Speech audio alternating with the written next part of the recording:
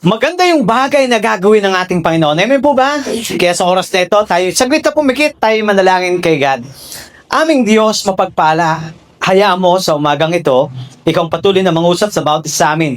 Salamat sa bawat isa nagpatotoo. Salamat sa iyong mga blessings sa kanilang mga buhay. Patuloy po na ang bawat isa, Lord, i-bless mo nga po, Panginoon. At maranasan yung kakaibang pagkilos mo ngayong taong 2026, O Lord. Bagamat andun po yung problema, andun po yung mga hindi naasamang pangyayari, but Lord, thank you, sapagkat hindi mo kami iniiwanan. Andiyan ka, kami iyong aalalayan. Salamat po, turuan mo lang kami na patuloy po na magtiwala sa iyo at maluwalhati lamang ang pangalan mo. Salamat aming Ama. Ito po aming dalangin sa pangalan ni Jesus. Amen. Amen. Mula po nung pagpasok ng taon, ewan ko kung natatandaan niyo po yung sineshare ko, no? Nung bagong taon, sineshare po natin ay yung panibagong takbuhin na ating tatakbuhin. At meron tayong 5 D na tinukoy doon na kailangan natin. Amen po ba? Dapat meron tayo. Una, dapat meron tayo, andun yung dissatisfaction. Amen? Para tayo maging matagumpay, at patuloy na lumagalago sa buhay, kailangan meron tayong dissatisfaction. Yung bang hindi ka masasatisfy. Gusto mo, patuloy kang may maabot sa buhay. Amen po ba? Ikaw ay satisfy kay Lord. Sapat na si Lord. Kaya lang, kailangan mo pa na patuloy na lumago sa buhay. Amen po ba? Pangalawa, andun yung tinatawag na devotion. Mahalaga yung devotion. Pangatlo, direction. Dapat ang buhay natin may tamang direksyon. Pang-apat, meron tayong determination. Dapat determinado ka sa lahat. Amen? Kung gusto nating maging tagumpay sa buhay, determinado tayo. Kung gusto natin makatapos pag-aaral, determinado tayo. Kung gusto natin umunlad ang ating buhay, dapat determinado tayo doon. Amen po ba? Panglima, kailangan, siyempre, pag wala ito, wala rin, discipline. Amen po ba? So, kailangan meron tayong disiplina. And then, sumunod na linggo, review lang. Kailangan simulan natin ang taon ng tama. Simulan natin ang taon ng tama. At 3 bagay ang ibinigay na sa atin. Salita ng Lord. Una, tamang focus. Amen? Dapat tama yung focus natin. At ang focus natin, yung priority natin, si Lord. Looking unto Jesus, the author and the finisher of our faith. Dapat sa taong ito natin ang ating paningin, ang ating pananampalataya, ang ating pag-asa sa ating Panginoong Jesucristo. Amen po ba? Pangalawa, be faithful. Dapat maging tapat tayo. Una, siyempre, tapat tayo sa Lord. Tapat tayo sa ating trabaho, sa ating pag-aaral. Tapat tayo sa ating sarili. Katapatan. Alam niyo bang mahalaga din yung katapatan? Napakahalaga po niyan sapagkat yun ang tinignan ng Lord. No? Sabi, mabuti at tapat na alipin. Pinagkatiwalaan ka sa maliit na bagay, pagkakatiwalaan kita sa mas malaki pa. Kaya kapag tayo ay mapagkakatiwalaan, mas lalo tayong bibigyan ng Lord ng mas malaking blessing at pagpapala. Amen po ba? Yung buhay na bigay sa atin ng Lord, gamitin natin na may katapatan, gamitin natin ng tama, at makita po natin, yung biyaya ng Diyos ay dumadaloy sa buhay po natin. Amen po ba? And then, pangatlo, andun po yung magiging fruitful. Lahat naman ay F. Be focused, be faithful, and then be fruitful. And then last week, anong pinag-aralan po natin? God's new thing. Ang Lord ay may bagong bagay na gagawin sa taong ito. Amen po ba? Bago gumawa ang Lord ng bagong bagay, kailangan muna limutin natin yung mga dating bagay. Kasi kapag tayo ay na-stuck dun sa lumang bagay, kahit kabiguan man yan, tagumpay man yan, ang hirap yata umusot. Kapag na-stuck tayo doon, kailangan natin maniwala na may bagong bagay na gagawin ang Diyos sa ating buhay. Amen po ba? At sa umagang ito, napakahalaga. Malapit na naman ang February. Kaya kailangan ito January, maging handa tayo. At ang kailangan natin, mabuhay tayo ng matagumpay. Amen po ba? Kaya nga sa pagkakataong ito, about the Holy Spirit, power for living. Pinag-aralan natin yung puro D, may F, at God's duty. But without the power of the Holy Spirit, para yatang ang hirap. Kaya sa umagang ito, dun tayo. Amen po ba? Power for living. Ayan. So, tingnan po natin. Power for living. Alam nyo, naalala ko nung baguhan pa ako, may lumabas na libro, Power for Living. Ano ho? Ewan ko kung nakabasa na kayong librong Power for Living na ipinamimigay ito dati. Libre ito eh. Ibinibigay noon, no, si Demos ata. At dito, nakalagay yung mga kilalang tao na nagpatotoo. Si Gary Valenciano, no? Sino pa nga ba? Basta mga Rayan Puentes, yung mga mayayaman na nakakilala kay Lord. At nabago yung kanilang buhay. At ba't nabago yung kanilang buhay? Dahil sa Lord. Dahil sa pagkilos ng Holy Spirit sa kanila. Power for living. Kasi kung wala ang pagkilos ng Espiritu ng Diyos sa buhay ng isang tao, baliwala eh. Amen po ba? Kaya sa umagang ito, focus tayo at mabilis lang po ako. Amen po ba? Sabi sa Luke chapter 24, verse 49. Tingnan nyo ha. English Tagalog po yan. Ang sabi, tandaan ninyo, mula si Jesus Christ ay namatay, and then siya ay muling nabuhay, at pinagbilinan niya yung kanyang mga alagad. At ang sabi niya rito, tandaan ninyo, isusugo ko sa inyo ang ipinangako ng aking Ama. Kaya, huwag kayong aalisan sa Jerusalem hanggat hindi kayo napagkakalooban ng kapangyarihan mula sa langit. And then, sa English, behold, I send the promise of my Father upon you, but tarry in the city of Jerusalem until you are endued with power from on high. Yan. Sabi ni Jesus, wag mo na kayo magmadali ha. Wait lang. Punta kayo sa Jerusalem. Intay lang kayo. Antayin nyo ang pagbaba ng kapangyarihan mula sa langit. Ito yung pinangako ng Ama. At ano yun? Yung Holy Spirit. Kaya sinabi niya rito, Acts 1:8.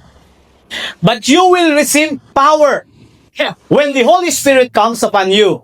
And you will be my witnesses, telling people about me everywhere. In Jerusalem, throughout Judea, in Samaria, and to the ends of the earth. Subalit tatanggap kayo ng kapangyarihan. Kailan? Kailan tatanggap ng kapangyarihan? Pagbaba sa inyo ng Espiritu Santo at kayo'y magiging mga saksi ko sa Jerusalem, sa buong Judea, sa Samaria, at hanggang sa dulo ng daigdig. Efeso chapter 5 verse 18, sabi ni Paul, naranasan niya, at sabi niya, huwag kayong maglalasing sapagkat sisirain lamang niya ang inyong buhay. Sa halip, dapat kayo mapuspos ng Espiritu. Don't be drunk with wine because that will ruin your life. Instead, be filled with the Holy Spirit. Sabi niyo nga, be filled with the Holy Spirit. Sa original po niya na hindi lang be filled with the Holy Spirit, be continually filled. Ano? Dapat patuloy na tayong maging puspos ng Espiritu Santo. Kaya po, tandaan po natin, ang ating kita po natin yan, ano po ito? Ha? Rice cooker. Medyo, in advance, ang ganda niyan, no? Mamahaling rice cooker, hindi lagay ko dyan. Hindi yung mumurahin. No? Maglalagay din lang ako. Sabi ko, ilalagay ko na yung mamahalin. Amen po ba? Kasi kung mumurahin, kita nyo kaagad. Amen po ba? O, huwag nyo itanong sa akin kung magkano, hindi ko din alam. Kinuha ko lang yan, copy paste. Pero, ito kaya yung mapaglulutuan? Magpa-function kaya yan? Kung ito ay hindi naka-unplug? Hindi, ano yan? Hindi nakasaksak? Hindi po. Amen po ba? Hindi makakaluto. Maaaring mababad lamang. Naalala ko rin kahit yung naalala ko si nanay, may namamalan siya nung araw kay nanay. Si Sino nga ba yun? Taga doon sa Mangga doon. Ano? Namablan siya. Andun talaga ako. Sabi niya, ang hirap talagang kunatin ang damit. Ano? Kahit anong gano'n, ang hirap kunatin. Ay, pero nakakailan na. Nung tinignan, nakita, aba, ay hindi pala na. Hindi saksak. Pero kahit pa paano, naunat naman. Kaya lang, hindi talaga unat. Bakit? Hindi kasi nakasaksak sa pinagpumula ng power, kuryente. Amen po ba? Hindi din magpa-function. Ito rin, kahit ay cellphone. Kahit ang cellphone natin ay iPhone at napakamahal. Ano po? Ang ganda ng hardware. Ano ho? Kaya lang, kapag may battery, pero empty ang battery, wala pa rin power. Eman po ba? Ang buhay Kristiyano, kahit anong galing po natin, kahit anong cute at lakas po natin, pero kung tayo nabubuhay sa ating sarili lakat, kung walang kapangyarihan ng Espiritu Santo, wala rin. Amen po ba? Mapapagod lang tayo. Kaya nga, ipinangako ito ni Jesus Christ But you will receive power. Tatanggap kayo ng kapangyarihan. Tatanggap kayo ng lakas. Kaya sinabi niya, bago umakyat ang Panginoon Jesus, mag-intay lang kayo dyan sa Jerusalem. Intayin yung bumaba sa inyo ang Espiritu Santo na yung magbibigay sa inyo ng power, kapangyarihan. At yun ang kailangan natin. Taong 2026, para masigit tayo matagumpay sa buhay bilang Kristiyano, kailangan natin ang Espiritu ng ating Panginoong Jesucristo. Amen po ba? Palapakan nga natin ang Lord. Hindi kasi tayo mabubuhay ng matagumpay bilang Kristiyano without the power of the Holy Spirit. Kahit tayo Kristiyano na-struggle pa rin tayo, hindi dahil hindi natin mahal si Lord, kundi madalas tayo nabubuhay, gusto nating mabuhay ng supernatural na buhay, pero nabubuhay tayo sa ating natural strength. Kaya nga po, pangako ng Lord, kailangan yung kapangyarihan na nagmumula sa itaas ang Espiritu Santo. Alam natin tayo pinatawad na ng Lord, pero powerless pa rin. Tayo'y naligtas, pero punong-puno pa rin ang struggle sa buhay. Tapat naman tayo. Kailangan yan. Kaya lang, minsan, frustrated pa rin. Nararanasan natin. Hindi yun ang intention ng Lord. Kasi, nais ng Lord, mabuhay tayo na may punong-puno ng pagtitiwala sa kanyang paggawa at pagkilos sa pamamagitan ng Espiritu ng ating Panginoon. Promise ni Lord yung power. Hindi para ipakita na may kapangyarihan, kundi para gamitin natin sa pang-araw-araw nating buhay. Amen po ba? Amen! Kailangan natin, kaya nga sabi, be continually filled araw-araw. Dapat mapuspos tayo araw-araw. Dapat yung ang kilos ng Holy Spirit ay maranasan natin sa ating buhay. Kaya minsan maraming Kristiyano, hindi nagiging matagumpay, hindi nakapagpapatuloy, hindi lumalago sa buhay, sa kanyang spiritual na buhay. Kasi bakit? Ay nagtitiwala sa sariling kakayanan, gumagawa sa sariling lakas. Napakakapagod lang po yun. Kailangan natin ang kapangyarihan ng Espiritu Santo. Kilalanin natin na ang Holy Spirit ay nananahan sa atin. Amen po ba? Sapagkat sinabi, ang lahat ng anak ng Diyos ay pinapatnubayan ng Espiritu ng Diyos at ang lahat na tumanggap kay Jesus Christ ay pinananahanan ng Espiritu Santo. Kaya ako'y naniniwala kung tayo anak ng Diyos at totoong nanalig kay Jesus, ang Holy Spirit nasa sa iyo. Sabihin mo sa katabi mo, nasa sa iyo ang Holy Spirit. Sabihin mo naman, nasa sa iyo rin. Ayan. Kaya haharapin po natin at 2026, hindi tayo nag-iisa. Kasama natin si Lord at nananahan sa atin ang Espiritu ng ating Panginoon. At yung Espiritong yan ang magbibigay sa atin ng lakas. Amen po ba? Bakit po kailangan ang ating source ng power ay sino? Holy Spirit. Ang Holy Spirit ang source ng ating lakas, ang source ng ating kapangyarihan. Kaya napakahalaga po na maunawaan po natin ito. Ang sabi nga, ito yung favorite verse ko, no? Kahit nung ako'y nag-aral pa sa Bible School at nung ako'y nagsimula, itong Zechariah chapter 4 verse 6. Not by might nor by power, but by the Spirit, says the Lord. Hindi sa pamamagitan ng inyong lakas, hindi sa pamamagitan ng inyong kapangyarihan, kundi sa pamamagitan ng tulong ng kanyang Espiritu Santo. Amen po ba? Not by might. Pag sinabing might, ito yung collective strength. Ang dami nyo, ang dami nila. Ang lakas niya kasi ang dami nila. Diba? Uy, mabilis yan kasi ang dami nila. Maaring marami, pero kung wala ang gawa at kilos ng Holy Spirit, wala rin po yun. Amen po ba? Kaya ang background po nito, sinabi po yan kay Zerubbabel. Kasi si Zerubbabel po ay nagpapasimula ng itayo ang templo na nawasak. At nung itinatayo ng templo, iilan lang sila. Wala silang source. No? Bago lang kasi sila muli bumalik itatayo nila yung templo. Pagkatapos, may mga oposisyon pa sa paligid para hindi matuloy ang pagtatayo ng templo. At saka yung tinatawag na wall, no? Wall at saka temple. Ayan. Ngayon, nakita ni Lord yun, parang, ano kaya? Makakaya-kaya natin. Kaya kinausap si Zerubbabel ng Panginoon sa pamamagitan ni Propeta Zacarias. At ang sabi ni Propeta Zacarias, sabi ng Lord, sabihin mo kay Zerubbabel, hindi sa pamamagitan ng dami, lakas, kundi sa tulong ng Espiritu Santo. Magtatagumpay kayo. May tatayo nyo. Hindi dahil kayo ay kakaunti o kayo ay marami. Dahil sumasa inyo ang Espiritu ng Panginoon. Amen po ba? Not by power. Huwag siyang magtiwala sa sarili niyang skill. May galing, may talent si Zerubbabel, may skill si Zerubbabel, pero huwag kang magtiwala ron. Magtiwala ka sa Panginoon. Amen po ba? Mga kapatid, ang buhay matagumpay, hindi dapat tayo nagtitiwala sa ating sariling lakas.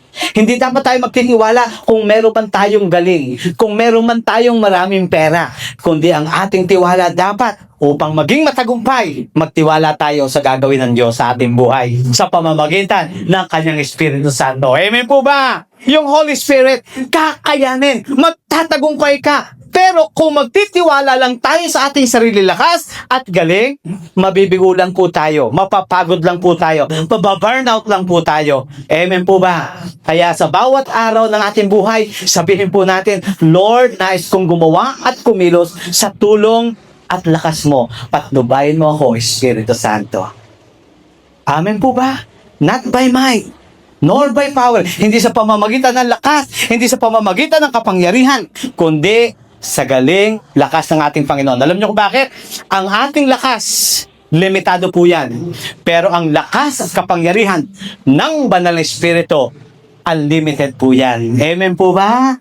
Kaya nga po, nung tayo naging Kristiyano, nagsimula tayong gusto na Lord maging matagumpay at patuloy na magtatagumpay sa tulong at biyaya ng ating Panginoon. Amen po ba? Kaya, power for living is not self-improvement, but spirit empowerment. Kailangan natin si Lord. Yung lakas ni Lord. Amen po ba? Kung nahihirapan ka ngayon, nanghihina po tayo ngayon, kilalanin mo ang kilos at gawa ng Espiritu Santo. Lagi mo pong tandaan, ang Holy Spirit ay nananahan sa iyo dahil nagtitiwala ka kay Kristo. At hayaan mo po na kumilos sa atin ang Holy Spirit. Amen po ba? Alam nyo kaya naandyan si Holy Spirit? Hindi tumambay lang yan. Gusto niya tayong tulungan. Magiging buhay ang ating pagiging Kristiyano sa tulong at biyaya ng Espiritu Santo. Amen po ba? Lucas chapter 24 verse. Kaya nga sinabi ni Jesus, tandaan ninyo, isusugo ko sa inyo ang ipinangako ng aking Ama. Kaya't huwag kayong aalis sa Jerusalem hanggat hindi kayo napagkakalooban ng kapangyarihan mula sa langit. Alam niyo po, nung si Jesus Christ ay pataas, nasa 500 alagad, 500 na alagad, ang sinabihan po niya yan. Nasa 500. Pero ang naghintay lang, 120 doon sa upper room. Kasi yung iba, minsan ang hirap paghintay. Nakakatamad na maghintay. Pray na lang ako ng pray. Mga kapatid, Pero yung nanatili, nananalangin at naghihintay, yun ang nakaranas ng kapangyarihan ng ating Panginoon. Amen po ba? Okay. Now, pangalawa, bakit may power? Ano ba yung purpose? Ba't ibibigay ni Lord yung power na yan? Bakit andyan yung Holy Spirit? Ito po yan. Acts chapter 1, verse 8. Ang sabi, "But you will receive power when the Holy Spirit comes upon you, and you will be kayo ay magiging saksi ko." Ano ho? Para sabihin sa tao, patungkol sa akin, saan man. Ayan. Ang power na ito, may purpose. Tatlong bagay po ang inilagay ko rito. Una, to live a transformed life. Alam nyo, kahit ang isang tao ay talented at may skills, pwedeng ma-impress ang tao. Tama? Pwede po nating ma-impress ang tao kasi magaling ka eh. Pero yung pag tinatawag nating transformation from inside out, yun ay work ng Holy Spirit. Amen po ba? Pwedeng ma-impress ang tao. Wow, ang galing. Pero yung pagbabago mula sa loob palabas ng isang tao, si Lord lang ang may magagawa. At ang tunay na pagbabago, ginagawa yan ng Espiritu ng Diyos sa ating buhay. Kaya po, naranasan ni Paul ang tunay na pagbabago. Sinabi niya ito na puspos ng Espiritu Santo. Galatia chapter 2, verse 20. Hindi ko na ilagay yan. Pero sabi rito, sabi ni Paul, namatay na ako, nakasama ni Kristo. Napako na ako, nakasama ni Kristo. At kung ako may nabubuhay ngayon, hindi na ako ang nabubuhay. Si Kristo na ang nabubuhay sa akin. Amen po ba? May pagbabago. At ang pagbabago ng buhay ay mararanasan ng isang tao kapag kumilos sa kanya ang Espiritu Santo. Kaya po tatanda natin, minsan sabi natin, kaya ko magbago, kaya ko magbago. Totoo naman yan. Pero ang tunay na pagbabago ng puso, pagbabago ng isipan, pagbabago ng buhay, ang banal na Espiritu ang gagawa niyan. Amen po ba? Amen po ba? Kaya nga po yung bagay na hindi natin kaya, si Lord ang gagawa dyan. Nais ng Lord ay yung pagsuko at pagbibigay ng buhay sa ating Panginoon. Kailangan natin para maging matagumpay ang ating buhay. Kailangan natin ang kapangyarihan ng Espiritu Santo. Para mabago ang buhay po natin, kailangan natin ng Espiritu Santo. Amen po ba? Amen po ba? Pangalawa, power to serve God effectively. Alam niyo po, mga kapatid, may mga pagkakataon talaga na nahihirapan, hindi ako makapaglingkod, hindi ko alam kung ano ang gift sa akin ni Lord, kasi wala naman akong talent, ganito lang ako. Pero alam niyo, kapag tayo napuspos ng Holy Spirit, gagamitin tayo ng Lord na may kapangyarihan. Amen po ba? Gagamitin tayo ng Lord. Hindi sa kung anong pinag-aralan po natin. Naalala ko yung mga alagad, sila'y nangaral. Sabi, saan kaya kumuha sila ng karunungan? Samantalang, hindi naman sila nagtapos, sila'y mga mangingisda lamang.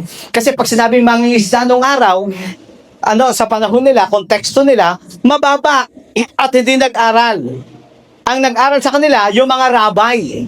Kaya ang gusto ng ang pangarap ng mga magulang, ang kanilang anak, ay maging isang rabay, lalaki. Rabay. Ay pag mangingisda, medyo mababa. Kaya nga, ang sabi nung nangaral na sina Pablo, sina Pedro, at saka yung mga unang alagad nung araw, wala namang karamihan sa kanila yung mangingisda, sabi, saan ang galing na karunungan yan? Yan. Hindi nila alam, ang nagturo sa kanila, yung pinakamagaling na guro, si Jesus Christ. Amen po ba? Amen po ba? At ang ngayon po, ang sabi sa banal na kasulatan, ang banal na Espiritu ang ating tagapagturo. Kaya nga po mga kapatid, hindi sa kung taas ng ating pinag-aralan. Kapag ikaw ay napuspos ng Espiritu Santo, ang Holy Spirit ang magtuturo sa atin ng mga bagay na dapat nating gawin. Kaya nga po dito sa 1 Corinthians chapter 12, tumutukoy po yan sa gifts ng Holy Spirit. Hindi ko po i-elaborate na lahat ng yan kasi napakahaba po niyan. Minsan pag-aaralan po natin ang bukod kasi alam niyo po, kapag ang isang tao ay naipanganak na muli sa Espiritu, meron siyang spiritual gifts. Kapag ipinanganak ka sa laman, meron kang talent. Amen po ba? Kunwari, yung ilan nagsosongli dito, magaganda ng boses. Kahit nun pa, sinilang nila, na magaganda ng boses. Pero kung yung ikaw ay walang kaboses-boses, boses pala ka. Ano ho? Sabi nyo, pasensya na ko. Pagkatapos, gumanda ang boses mo nung sumuko ka kay Lord. At naging boses ano? Boses ano? Boses pipit. Gumanda ang boses. Gift yun ni Lord. Alam mo po ba? Meron kasing, ang isang tao, may talent talaga yan. Sino man yan, may talent na binigay si Lord. Amen. Pero may gift ng Holy Spirit na binibigay din si Lord. Wala ka, pero ang Holy Spirit ang gumagawa sa iyo. At napakadami sa banal na kasulatan na gift ng Holy Spirit para maging epektibo tayo sa ating paglilingkod sa ating Panginoon.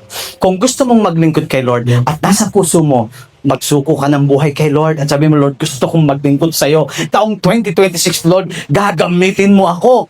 Makikita nyo, yung gift ng Holy Spirit ay nandyan. Ang dami. Dito sa 1 Corinthians chapter 12, 9 dito, 9. Pero yan ay nasa 26, kung hindi ako magkakamali. Sa 1 Peter meron, sa Ephesians ay meron, pero ang may bigay nun ay Holy Spirit. Amen po ba? Ang Holy Spirit ang magbibigay sa atin ng galing, ng kaloob, para gamitin ka para sa kanyang gawain. Amen po ba? Naunawaan po natin. Pangatlo, siyempre, ang sabi rito, but you will receive power when the Holy Spirit comes upon you. Tatanggap kayo ng kapangyarihan pagbaba sa inyo, pagdating sa inyo ng Holy Spirit. At anong sabi ron? And you will be my, kayo ay magiging mga saksi ko. Sabi mo, saksi tayo. Ayan. Alam niyo yung saksi?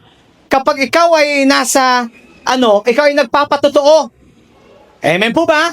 Pinatototohanan mo na si Kristo Jesus ay buhay. Kaya nga sabi rito, telling people about me everywhere. Sasabihin mo sa ibang tao patungkol sa akin. Saan ka mamakunta, mga kapatid? Isang bagay ang ginagawa ng Espiritu Santo ay binibigyan ka ng tapang at lakas para ipahayag natin na si Kristo Jesus ay buhay. Ang Holy Spirit ang gumagamit sa atin para tayong magpatotoo. Amen. At pag sinabi natin, si Jesus Christ ay buhay, una dapat nakikita sa buhay po natin, buhay nga si Lord sa Kanya. Kasi nakikita. Pag sinabi natin, si Lord ay mapagmahal, dapat nakikita sa atin, mapagmahal nga kasi dati siya'y napakataray, pero ngayon, mapagmahal na. Tapos pag sinabi natin, si Lord ay Diyos na nagpapala, o dapat nakikita rin sa atin yung pagpapala ng ating Panginoon. Pag sinabi natin, ang Diyos ay Diyos na mapagbigay, dahil binigay niya ang kanyang bugtong na anak para sa atin, dapat tayo ay nakikita rin yung aming pagiging mapagbigay. Amen po ba? At hindi natin kaya kung wala ang Espiritu ng Diyos. Kasi kapag tayo ay na kay Lord at isinurrender natin ang buhay natin sa Espiritu ng Diyos, yung takot, pinapalitan niya ng katapangan. Amen po ba? Inaalis niya yon. Kaya nga mga kapatid, may kapangyarihan ka ngayon sumaksi. Ikaw ay isang saksi ni Kristo. Amen po ba? Ikaw ang totoong Jehovah Witness. We are Jehovah Witnesses. Diba? Sabi rin, saksi ka eh. Kailan? Pagbaba ng Holy Spirit. Kaya kay saksi ni Kristo. Saksi ka ni Jehovah. Amen po ba? Magpapatotoo ka patungkol kay Lord. Magpapatotoo ka na buhay ang ating Panginoon. At binibigyan ka ng tapang ng ating Panginoon Diyos. Amen po ba? Kaya mga kapatid, tandaan po natin, kailangan natin na maranasan ang pangunguna at kilos ng Holy Spirit. Amen po ba?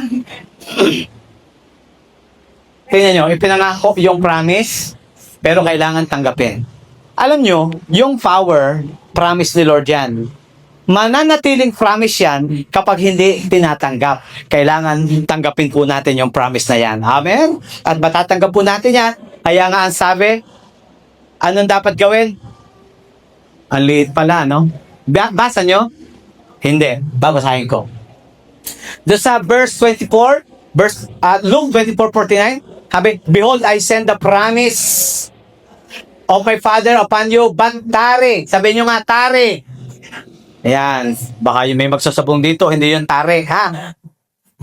Baka akala nyo, tare. Tari! Pag sabing tare, wait. Sabi nyo nga, wait. Yan, mag-intay. So, isang bagay po para matanggap natin ang Holy Spirit o yung power na may Holy Spirit tayo. Pero yung power ng Holy Spirit, kailangan mag-manifest sa atin. At unang bagay, sabi, maghintay ka. Wait, tari. Yan, mag-wait. Waiting, saan? In prayer. Dapat nagpe-pray. Ang isang Kristiyano na hindi nananalangin, powerless. Pero ang isang Kristiyano, kahit baguhan ka pa lang, at tingin mo, mahinang Kristiyano ka, pero oras na lumuhod ang iyong tuhod sa harapan ng Panginoon at bumaba ang presensya ng Diyos, doon nanginginig ang demonyo. Amen po ba? Kahit ikay napakahina, pero kung marunong kang manalangin at lumuhod sa harapan ng Panginoon, pinalalakas ka ng ating Panginoon. Kaya nga, unang bagay, kailangan nating maghintay sa pamamagitan ng panalangin. Kaya nga sa Acts chapter 1 verse 14, nung sinabi ni Jesus yan, natuto silang maghintay. At naghihintay sila na hindi lang basta nakaupo. Naghihintay silang sama-sama na nananalangin. Kaya sabi, they all met together and were constantly united in prayer. Constantly. Faithfully, tuloy-tuloy yung kanilang pananalangin. Sama-samang nagpe-pray. Hindi lang magpe-pray bukas, sa isang araw, hindi. Pag naalala lamang, pag may panahon lamang, bibigyan lang ng time kapag hindi na busy. Tayo mag-pray pag hindi na ako busy. Mga kapatid, kung priority natin si Lord, siya ang unang bibigyan natin ng time. Amen po ba? Sa pananalangin. Naunawaan po natin. Amen? At kung gagawin po natin ang pananalangin na may paghihintay, makikita po natin ang pagkilos ng Lord. By faith, sabi nga dito ni Paul, I ask you again, sinino? Sinabi ko sa inyo, no? Does God give you the Holy Spirit and work miracles among you because you obey the law? Of course not. Of course not. Ano? Tinanggap niyo ba ang Holy Spirit dahil nakagawa kayo ng himala dahil kayo sumusunod sa batas? Ang sabi ni Paul, hindi. It is because you believe the message you heard about. Kaya kayo nakagawa ng himala at kaya ang Holy Spirit ay nasa iyo dahil nanampalataya ka sa mensahe patungkol kay Jesus. Faith. Believe. Amen po ba? Ang faith ay noun. Ang believe, verb. Verb is an action word. Ang pananampalataya, action word yan. Paniniwala. Kaya makita po natin, dahil kayo nanampalataya sa mensahe patungkol kay Kristo, tinanggap niyo ang Holy Spirit, nakagawa kayo ng miracle. Kaya napakahalaga, by faith. We walk by faith, not by sight. Sabi ni Paul, tayo ay nabubuhay hindi sa ating nakikita, hindi lamang sa ating nararamdaman, kundi sa pamamagitan ng pananampalataya. Kaya inaasahan ni Lord na kapag tayo nabubuhay sa pananampalataya, susunod ang kanyang kapangyarihan. Andyan talaga yung kanyang kapangyarihan. At syempre, panghuli, living in obedience. Ang sabi nga sa Tagalog, saksi kami sa mga bagay na ito. Kami at ang Espiritu Santo na ipinagkaloob ng Diyos sa mga sumusunod sa Kanya. Mas higit na naranasan ng pagpapala ng isang tao na hindi lamang siya nabubuhay ng na may pagsunod, may pananampalataya, kundi nabubuhay siya na may pagsunod. So, sumusunod dapat tayo. Amen po ba? Kaya tatlong bagay, manalangin na may paghihintay, manampalataya, at mabuhay tayo na may pagsunod sa kalooban ng ating Panginoon. At makikita niyo po ang kapangyarihan ng Panginoon. Kaya nga mga kapatid, ito yung aking konklusyon. Konklusyon na po tayo. Christianity is not about trying harder. It is about trusting deeper. God never asked us to live the Christian life alone. He promised, power for living. At yung power na yan ay galing sa Espiritu Santo. Amen po ba? Amen po ba? kilalanin natin ang Holy Spirit sa ating buhay. Hayaan natin gumawa at kumilos siya. At sa taong ngayong 2026, mabuhay tayo na may katagumpayan sa ating buhay. Amen po ba? Tayo natin tumayo mga kapatid.